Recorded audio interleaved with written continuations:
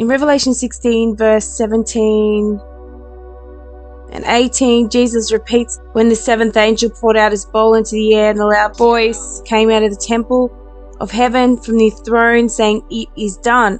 So Revelation 16, the bowl judgments is the end of the chapter, where I believe is the second feast of the fall feasts, Feast of Atonement. Jesus says this again in Revelation 21, verse 6. At the time of the little season of Satan, he said to me, "It is done. I am the Alpha and the Omega, the beginning and the end. To the thirsty I will give water without cost from the spring of the water of life." So he says it is done at the time he dies. He says it again at the end of the bowl judgments, or the wrath of God's great winepress. And he says it again at the end of the little season of Satan, and the beasts and Gog Magog are thrown into the lake of fire. So in Revelation 8, we have the third part of the sea became blood, and the third part of the rivers upon the fountains of the waters. And the name this became wormwood, which is then again repeated in Revelation 16 with the bowl judgments. The second angel poured out his bowl on the sea, and it turned into blood like that of a dead person, and every living thing in the sea died. So the first part was the third, and then we have third angel poured out his bowl on the rivers and the springs of water, and they became blood. And I heard the angel in charge of the waters say, "You are just in these judgments, O Holy One, for they have shed the blood of your holy people and your prophets, and given them blood to drink as they deserve." So this is at a different time. We got all of them, all the waters in the rivers and the seas, the whole lot have turned to blood, where the first was just the third. So the preterist view of the sea turning to blood is that in the fact that the sea turned into blood like that of a dead man may suggest the sea had turned red from the blood of the dead floating on the water surface. Describing the slaughter of the people of Joppa by the Mediterranean Sea, Josephus writes, "The sea was bloody a long way, and the maritime parts were full of dead bodies. The Sea of Galilee was also bloody during the war, when many Jews from Tarshish were killed there." Regarding this slaughter, Josephus says, "One might then see the lake all bloody and full of dead bodies, not one of them escaped." In describing the tragedy of Tarshish, Josephus echoes the point made in 5:3 that everyone in the sea died. The third angel poured out his bowl on the rivers and the springs of water, and they became blood. So there was a massacre at the Jordan River as well. The Jordan River also turned red with blood. Many Jews fleeing from the Gadara were cornered by the Romans at the Jordan River. Here a great massacre ensued. Regarding the aftermath, Josephus writes that the Jordan could not be passed over by reason of the dead bodies that were in it. The Dead Sea was also full of dead bodies that were carried down into it by the river. A preterist interpretation, exposition, and commentary of Revelation 16. In verse 6 cited below, John goes on to predict that those afflicted with the third bowl were given blood to drink because they shed the blood of the saints and prophets.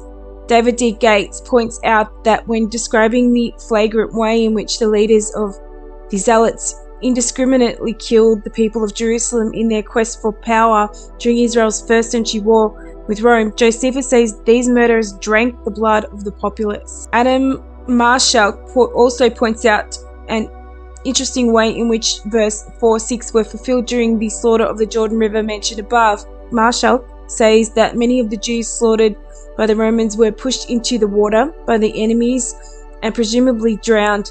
When somebody drowns, the desire to breathe underwater becomes so strong that they end up swallowing water into their lungs. In the drowning of the Jewish rebels in the bloody water of the Jordan River, one can see how these people literally drank blood in explicit fulfillment of verse 4-6. In the following verse, John explains why the Jews were given blood to drink. Then I heard the angel in charge of the waters say, "You are just in these judgments, you are and who were the Holy One, because you have so judged. For they have shed the blood of your saints and prophets, and you have given them blood to drink as they deserve." And I heard the altar respond, "Yes, Lord Almighty, true and just are your judgments." So that's a preterist version of the rivers and the sea turning to blood. But when we see in Revelation, there's two instances where this actually happens. The first is the seals and the trumpets. The second is the vial judgments or the bowl judgments. I'm not sure if the preterist view really is a sufficient explanation of this prophecy being fulfilled. And it could be the prophecy being fulfilled, especially the first prophecy that says 1/3 of the waters were made blood. I do believe that there's more to the water being made blood than just this, and it's probably something we may never be able to prove, because you would have to be an eyewitness, or there would need to be a first-hand eyewitness account being written in historical records.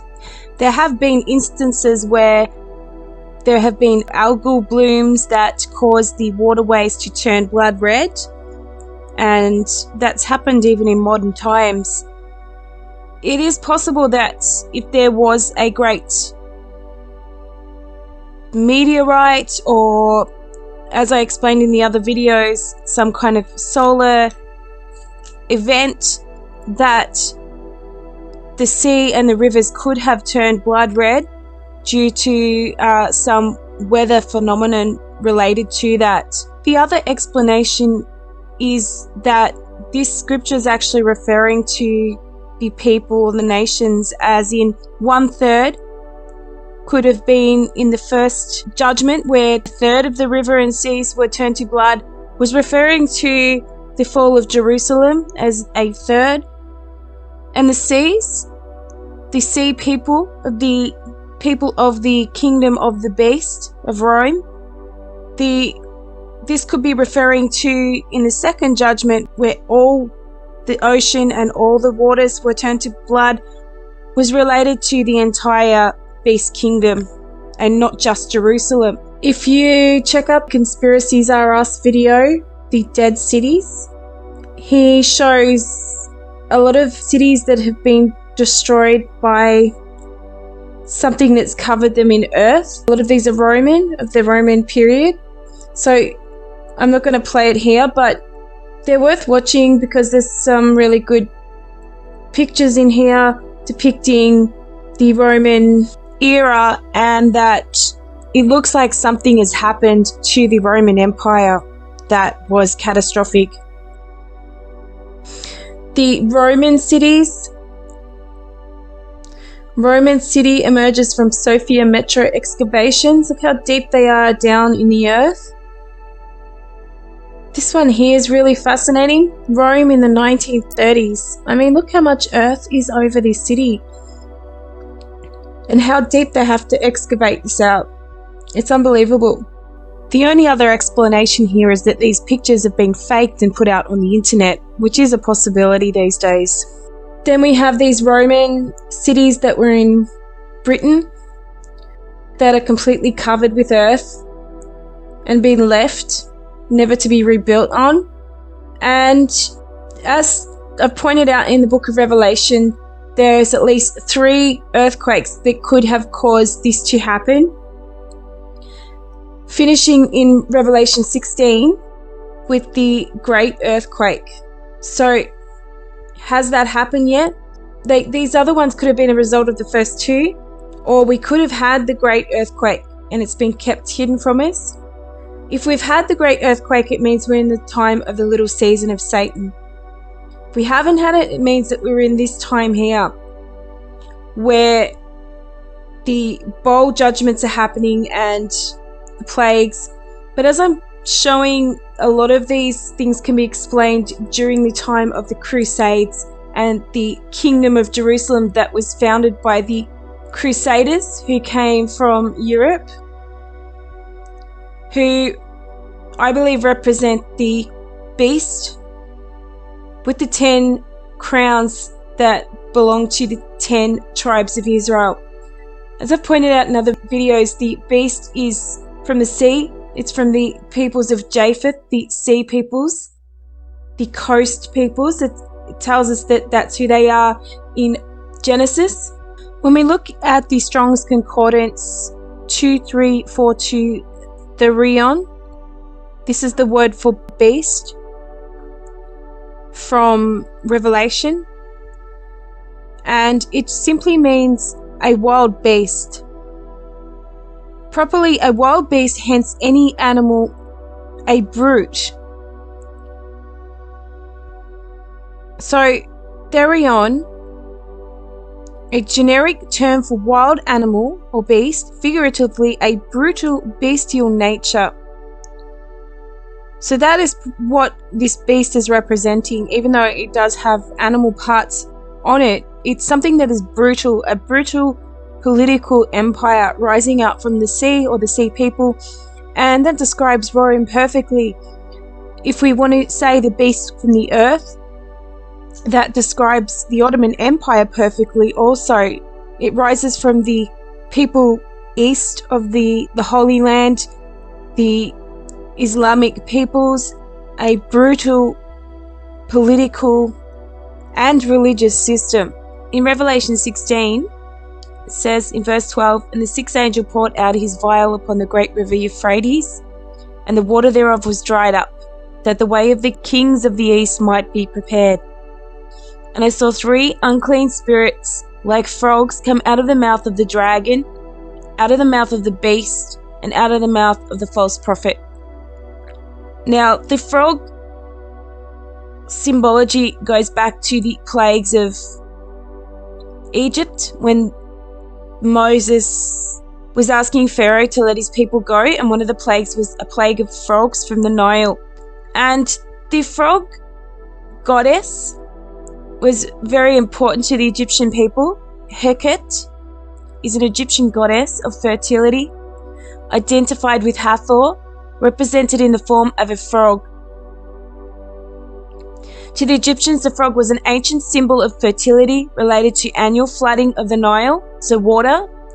Just like the dragon spewed forth water out of its mouth, these 3 beasts have these evil spirits like frogs coming out of theirs. Heket was originally the female counterpart of Khnum, or the wife of Khnum, by whom she became the mother of Her-Ur. It has been proposed that her name is the original name of Hecate, the Greek goddess of witchcraft. So the mother of Her-Ur in ancient is one of the most significant Egyptian deities who served many functions, most notably god of kingship and the sky. He was worshipped from at least late prehistoric Egypt to the Ptolemaic kingdom.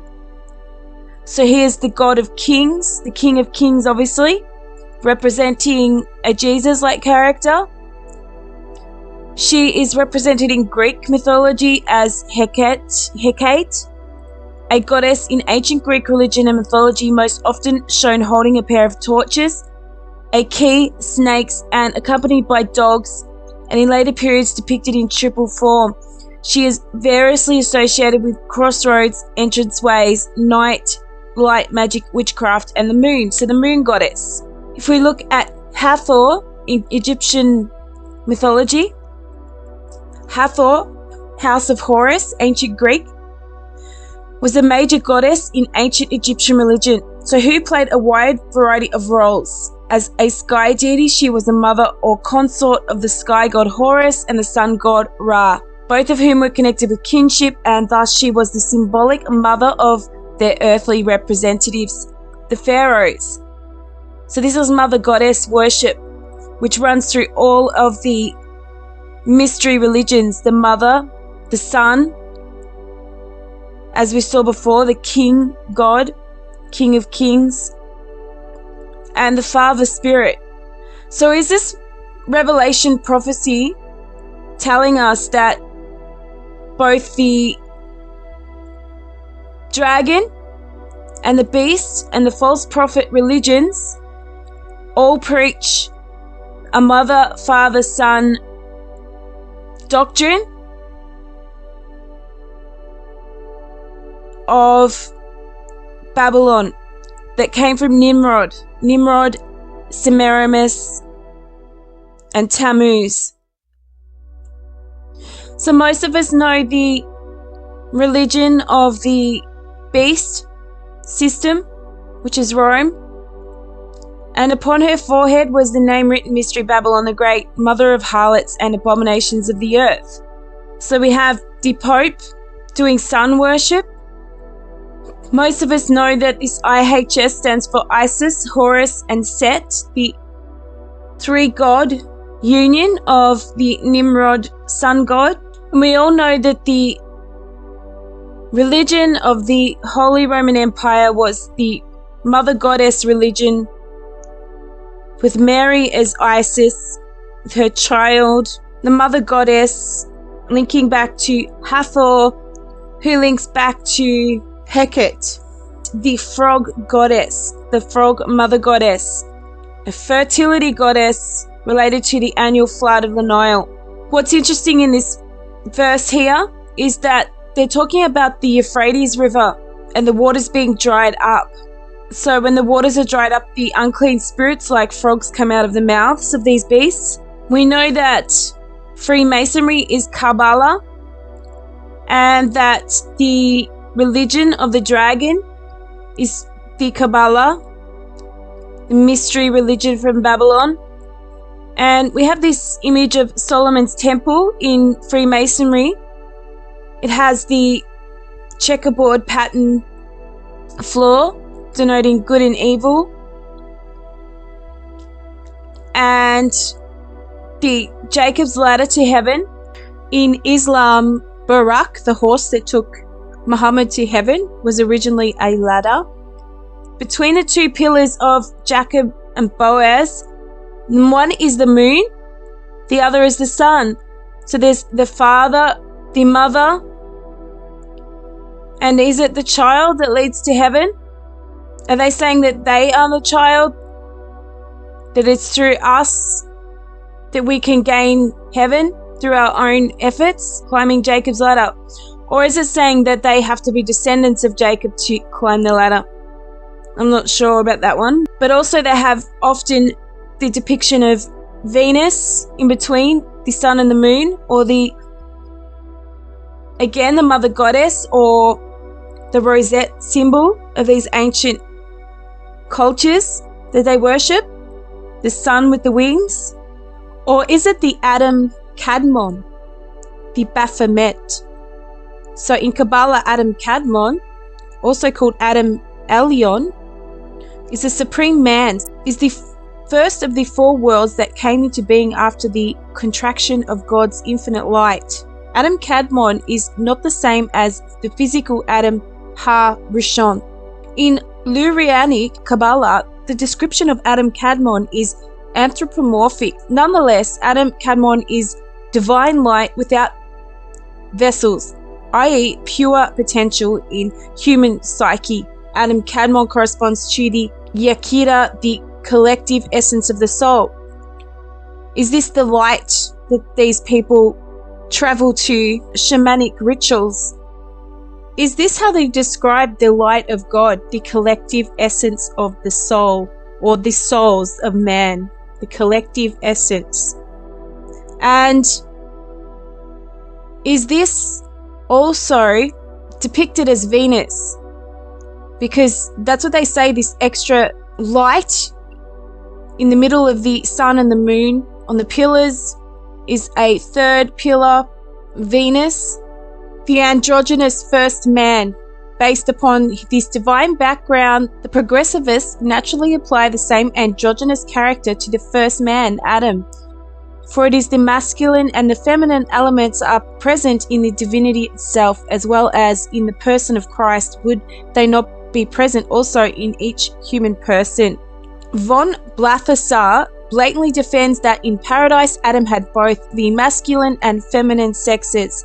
If Eve was taken from Adam, it is because unknowingly Adam bore Eve in himself.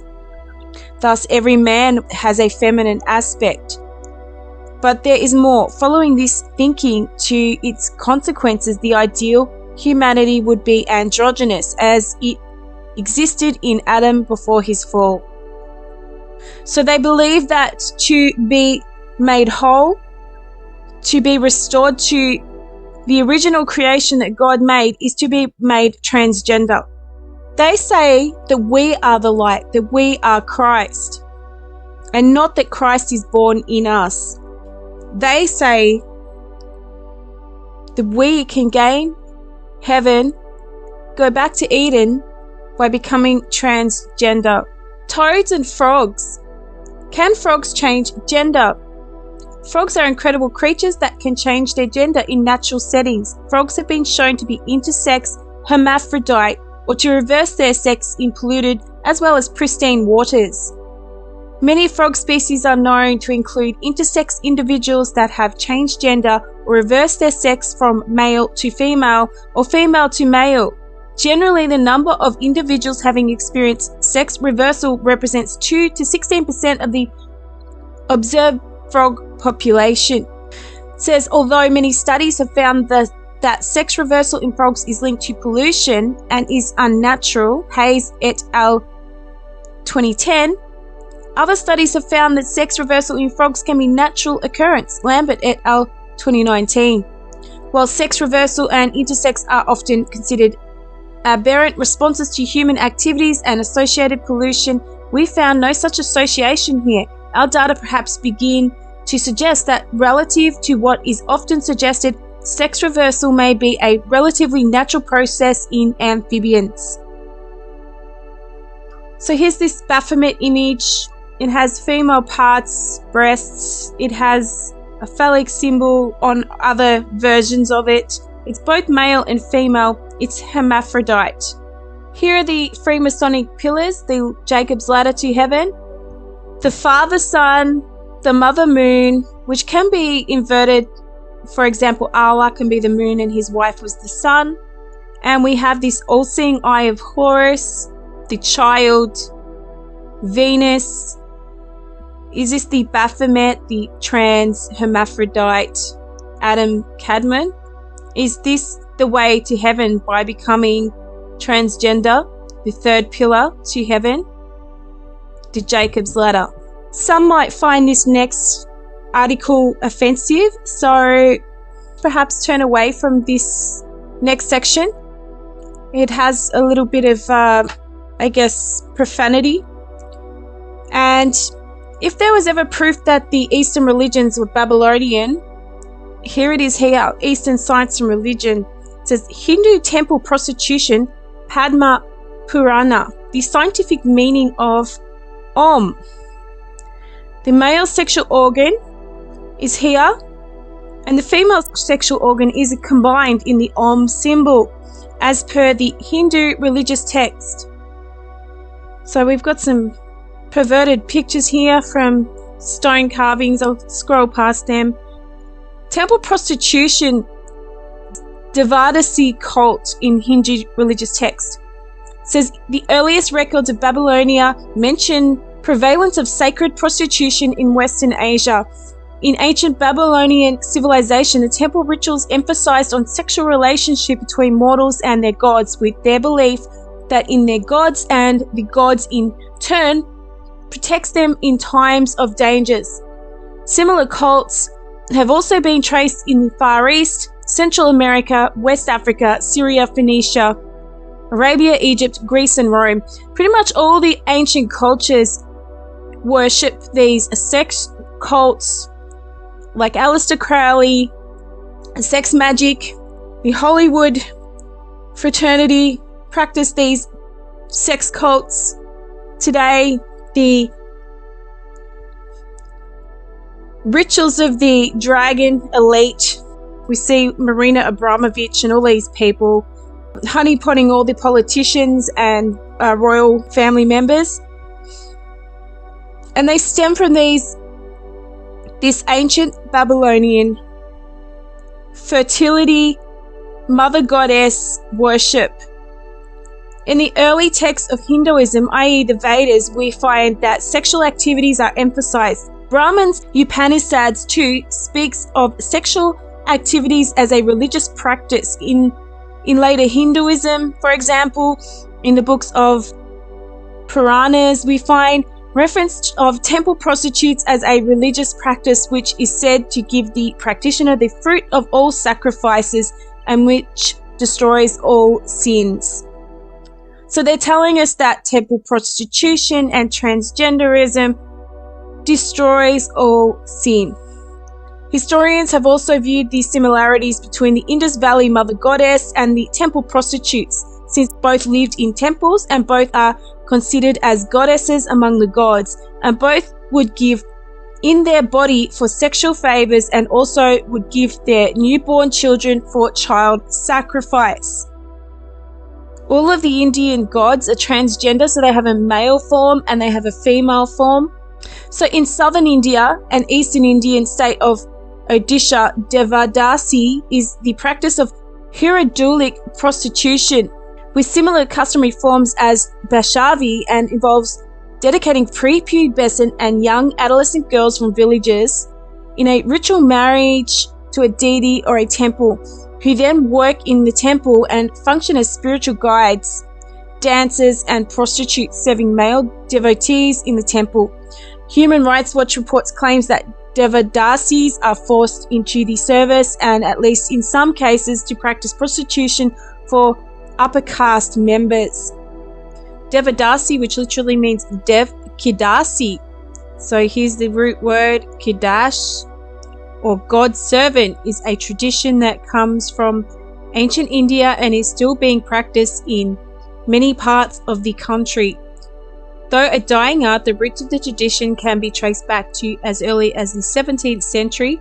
According to this tradition, a girl is dedicated to worship and service a deity or a temple for the rest of her life. For this, the girl gets converted into a yogini, and the conversion takes place between the age of 8 and 16 years. The conversion takes place in the form of a ceremony known as Potu Katu ceremony. Here's a couple of Devadasi here. Clearly not female when we look at them. This one definitely is a male, but if we look at the size of their hands, they're quite large, broad shoulders.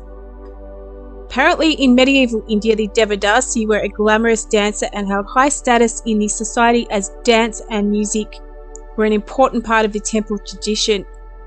These women were assigned the task of taking care of the temple and performing rituals, and also practiced around 64 types of classical Indian artistic traditions. So the tradition was very important during ancient times. According to the Book of Indian History, Part 3, History from India from the 8th and 15th century, the tradition is said to be no less than the great cosmic dance of the Mahadeva Shiva. So who are the eunuchs? This is really interesting because it says in Hindu mythology, Shiva transformed himself into a form called Ardha Narishvara, half man and half woman, a deity who is worshipped in many parts of India. Mohini, an incarnation of a male god Vishnu, and Shiva copulated and created another god, Ayappa. Some consider this the birth of Hydras. Now remember that Hydra in Greek means a multi-headed snake. That's spelt Hydra.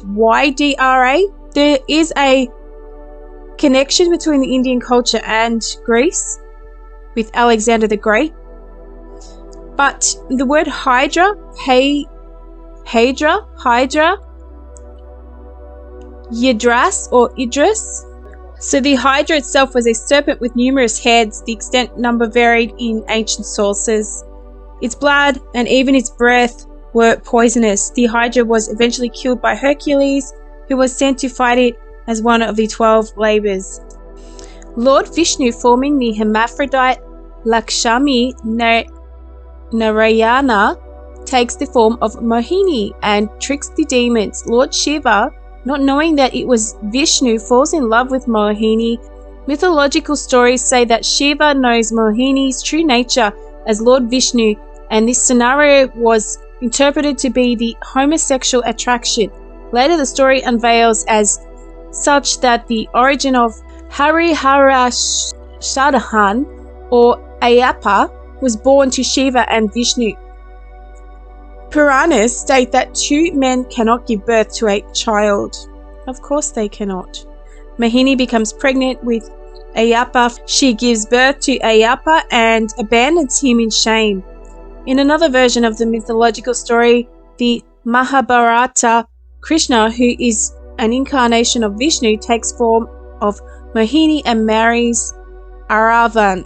Krishna wanted Aravan to experience what is love before his death. As Aravan voluntarily sacrifices his life, the Indian Hydra community looks up to Lord Krishna as one among them as he married Aravan in the role of Mohini.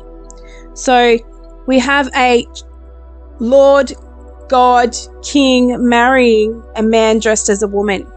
The Hydra in India is the transvestite community. It's very old, and some say that they have a status of gods or spiritual leaders.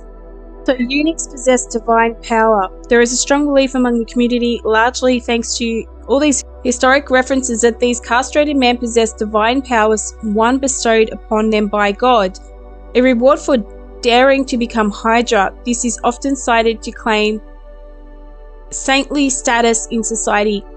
Since these men are often invited at weddings and other rituals, they are viewed as channels of the divine power of the Mother Goddess, which transforms their own impotence into the power of life. In her book Neither Man or Woman, Serena Nada writes, several occult Hindu ritual practices involve male transvestitism as a form of devotion. The male devotee in some sects imitate feminine behavior, including simulated menstruation.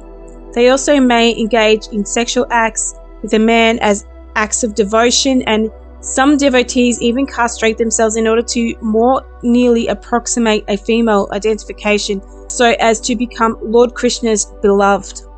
Experiencing love as Devadasi tradition. So it says here, imagine a society 2,000 years ago that is essentially made of agricultural peasants and cattle herders, consolidated under a king who is administrative head, who provided protection from the enemy and provide peace, and in return collects revenue. Sounds very Babylonian to me. Other needs of a large consolidated community to keep it together and connected, such as need for education institutions, business institutions, providing hospitality to traders traveling from distant lands, medical care, emergency relief, organizing fairs and festivals according to lunar calendar, entertainment, need to be fulfilled. Given the low density of populations, separated institutions for these various separate functions is not practical and did not exist. Instead, these needs are fulfilled by temple as a religious institution given recognition and patronage by the king. The religion, in turn, legitimizes the political power of the king. For this, the king gives adequate lands and some revenue for its upkeep.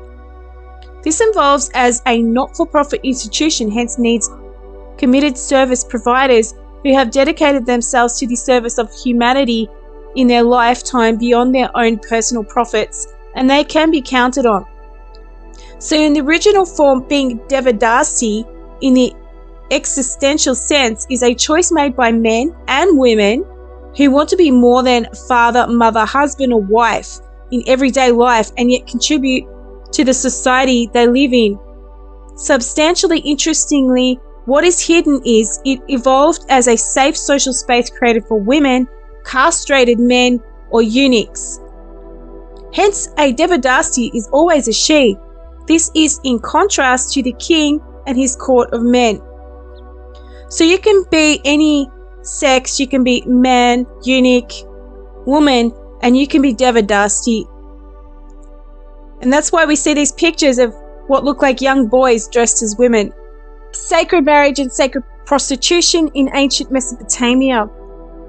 In Sumer and later in Babylon, religious rituals involve sacred sexuality in the form of sacred marriage or hieros gamos, an act simulating marriage between the fertility goddess Inanna Ishtar and the shepherd god Dumuzi.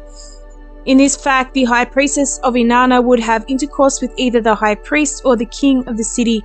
Through the sexual act, divine fertile energy was released on the land, ensuring good crops and productive herds. Sacred prostitution involved temple priestesses of Inanna Ishtar having ritual sex with male visitors to the temple, again releasing the divine fertile energy. Both of these sacred sexual practices existed for thousands of years in Mesopotamia. It is best to understand these rituals as a religious act of devotion to the goddess rather than as sex per se.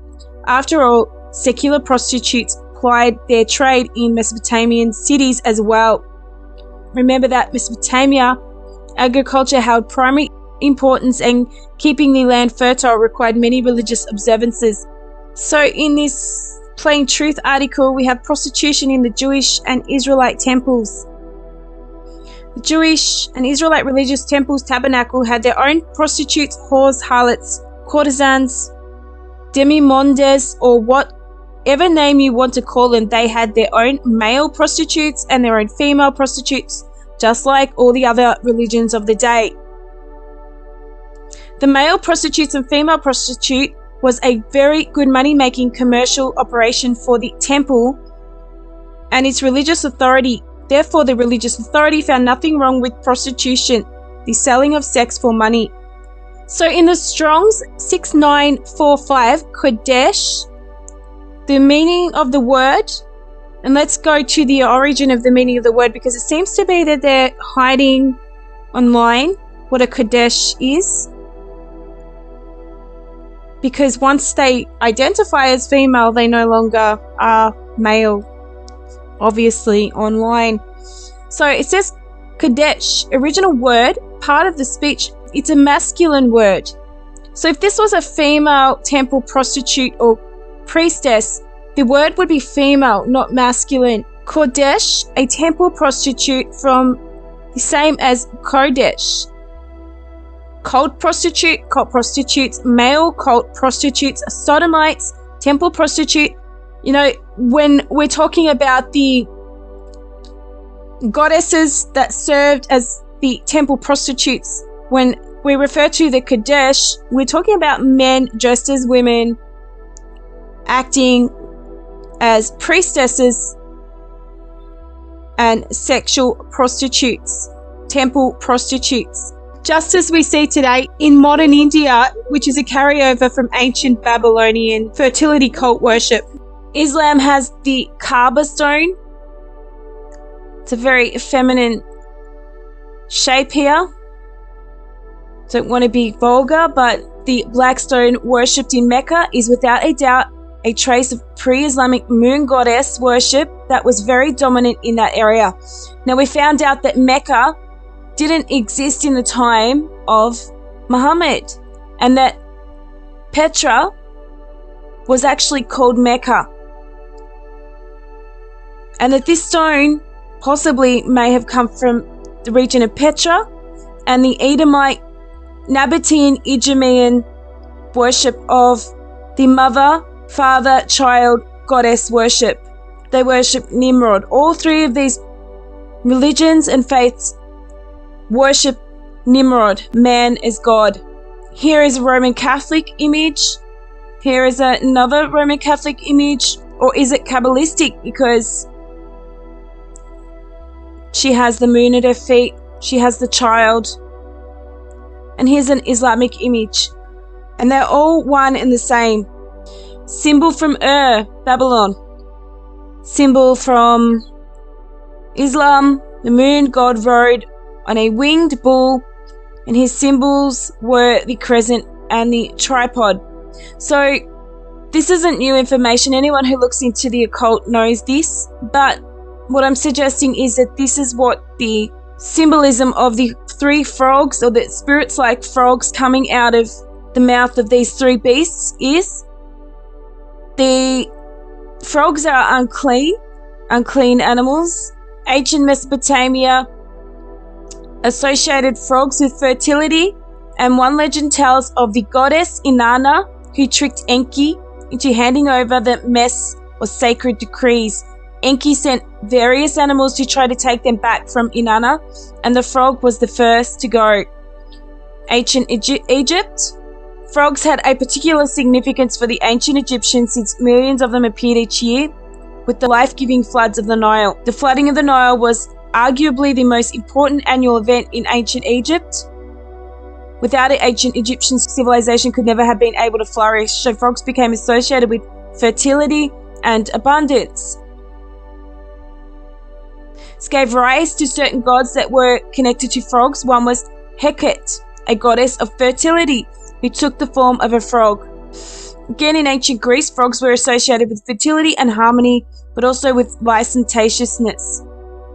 So frogs are depicted as an image of fertility, the fertility goddess, Heket from Egypt, Inanna from Babylon or Mesopotamia.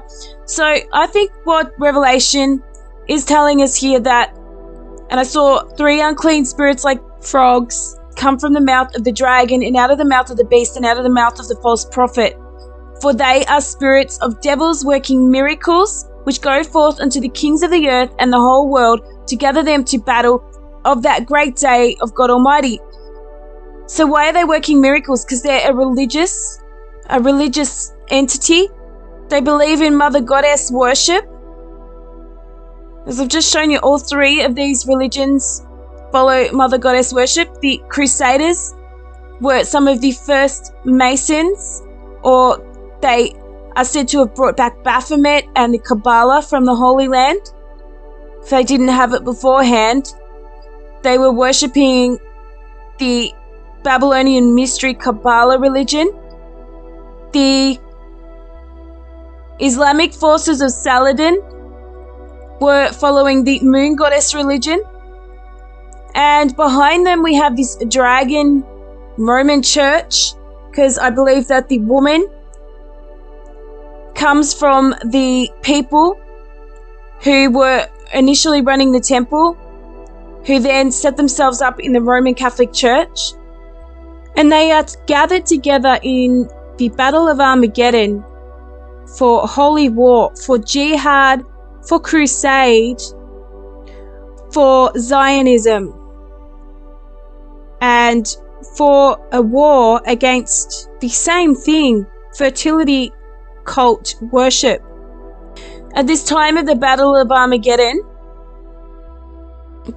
this is when the great earthquake happened, the mightiest earthquake out of all the earthquakes. The great city was divided into 3 parts, and the cities of the nations fell. And great Babylon came into remembrance before God. Do you think that's the Tower of Babel? Came into remembrance when he destroyed the Tower of Babel, to give unto her the cup of the wine of the fierceness of his wrath. So he remembered when he destroyed great Babylon, the day of this battle, when the great earthquake happened. And every island fled away, and the mountains were not found. There fell a great hail out of heaven, every stone about the weight of a talent, and men blasphemed God because of the plague of hail, for the plague therefore was exceedingly great. At this time we have the judgment of the great whore that sitteth upon many waters. And if we are in the little season, then we will have to prove that this has happened also. As the Bible indicates to us, there's one thing that links all of these religions and all of the nations on earth, and that is trade. The ancient trade routes, starting with the King's Spice Road, which grew into the Silk Road connecting Asia to the Middle East and then onto Europe, east and west. Israel or Jerusalem being the central point in the middle of east and west. It says incense. Important trade routes known collectively as the incense route were mostly controlled by the Arabs, who brought frankincense and myrrh by camel caravan from South Arabia. The network of routes also served as a channel for trading of Indian, Arabian, African, and East Asian goods. So it's connecting all these areas. They're sharing religions, they're sharing trading goods regarding ancient trade routes. It says in this article by H. Abdul al-Dahir, Abraham and the trade routes from Ur of the Chaldeans to Canaan. The Hebrew authors of Genesis who resided in Babylonia were very familiar with the Babylonian trade routes. The biblical Abraham story in Genesis, which these authors composed, was Abraham and his clan following one of two Babylonian trade routes, one of which ran from Babylonia along the Tigris to Haran, located in Turkey, to Tyre, and then to Sidon. This ancient city of Haran has long been assumed to be the location where the clan settled and where Terah, Abraham's biblical father, was buried. The word Haran is assumed to be derived from Akkadian word Haranu, which means journey. The Akkadian word does not address Abraham's family ties to the Armenians. According to Genesis 24:4 and 25:50, Abraham's kindred were located in a town of Aram, Naharaim, or Aram, of the two rivers, i.e. Orontes and the Euphrates, located in Syria. In addition, Deuteronomy 26:5 states that the father of the Hebrews, Abraham, was a wandering Armenian or from Aram, modern-day Syria. Now, if Noah's Ark settled on Mount Ararat, which is on the Armenian and Turkish border, then of course Abraham would have originated somewhere within the vicinity of this area. Abraham wasn't that long after Noah, and if we check the genealogy, we have Shem, Arphaxad, Shelah, Eber, Peleg, Ru, Sherag, Nahor, Terah, Abraham. So that's 8 generations in between Shem, who came off the ark, and Abraham. So Shem was Abraham's great-grandfather 8 times removed. There's not very much, really. And especially to populate the earth, whether it be the whole earth or just this region, to repopulate the region from 3 sons or families would have taken quite some time. There would not have been that many people around on the earth at that time. Now, Abraham was only 6 generations removed from Nimrod. So Ham and Shem were Noah's children. And if we go from Ham, Nimrod was Ham's grandson. So if we go Ham 1, 2, 3, 4, 5, 6, 7, 8, Abraham was in the time of Rama and Sheba. So within a matter of only a few hundred years, maybe 300 or 400 years of the Tower of Babel, all these trading routes had already been established. It's highly likely that the merchant system and the trading routes of the earth was established in Nimrod's Babylon. So it's talking about Abraham's travels here. It says an alternative scenario has Abraham following a different route. This proposal depends on the interpretation of the word Haran, thought to be an ancient city located in modern-day Turkey. Haran or Charan means journey in Akkadian, but parched arid in Hebrew. The Babylonian trade route that ran along the Tigris does not match the description of the Hebrew meaning, as it never crosses a desert. There is another Babylonian trade route that ran from Babylonia through Damascus and into Edom, a kingdom that bordered southern Canaan. Goods from Edom crossed the Sinai and then travelled into Egypt. This later Babylonian trade route trails through many desert areas and fits the meaning of the word Charan, meaning parched, arid in Hebrew. So at the time of Abraham, what these people are talking about here is the King's Spice Road. The Spice Road ran from Egypt through Edom and all the way up into Iran. So Abraham at this point, not long after the Tower of Babel fell, was walking or traveling the trade routes. So as I said, it's highly likely that world trade The merchant system was established in Nimrod's Babylon. The most ancient route was the one through Syria. Ships from India crept along the Asiatic shore to the Persian Gulf and sold their costly freights in the marts of Chaldea or the lower Euphrates. The main caravan passed thence northward through Mesopotamia, edged around the wastes of Arabia. Petra struck west through the Lesser Desert to the Oasis, where amid the Solitudo Palmarina, the city of Tadmor eventually arose. So the one thing that prophecy in the Bible has in common with all these beasts is the timeline from Nimrod, the inception of Babylon, the global trade of the nations at the time that existed, the religion of the fertility, mother goddess, father god, child religion that was brought in by Nimrod, and how they spread throughout the whole earth. Ultimately, it comes down to Nebuchadnezzar's dream of the different nations that would rise to power and fall. And at the end, we have the feet of clay and iron, and the statue will be destroyed and it will be dispersed to the wind. And I think that we are in a time where we will see this happen. And in a long roundabout way, with lots of rambling, I'm sorry, I believe I have shown the best way I can who these people are, where they come from, and what a lot of these things symbolize.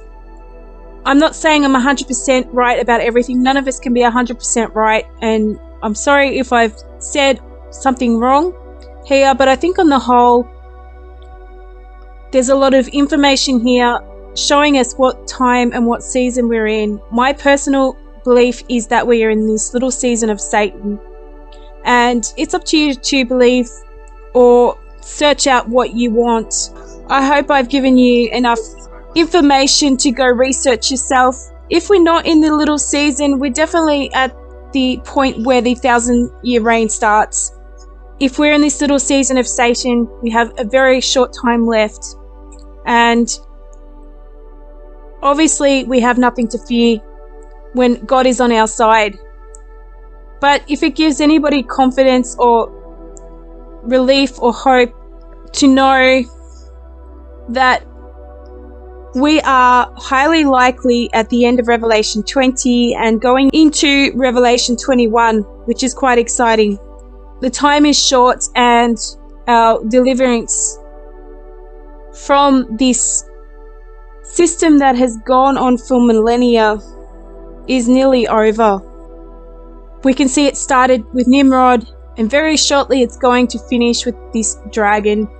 Thanks for listening, everybody. I hope you've enjoyed this series and it helps you with your own efforts in researching out what is actually happening to us today, which I think is very likely we will soon see the third harvest of the fall feasts, the Feast of Sukkot, where we are waiting for the return of the Messiah. Thanks for listening. Bye for now.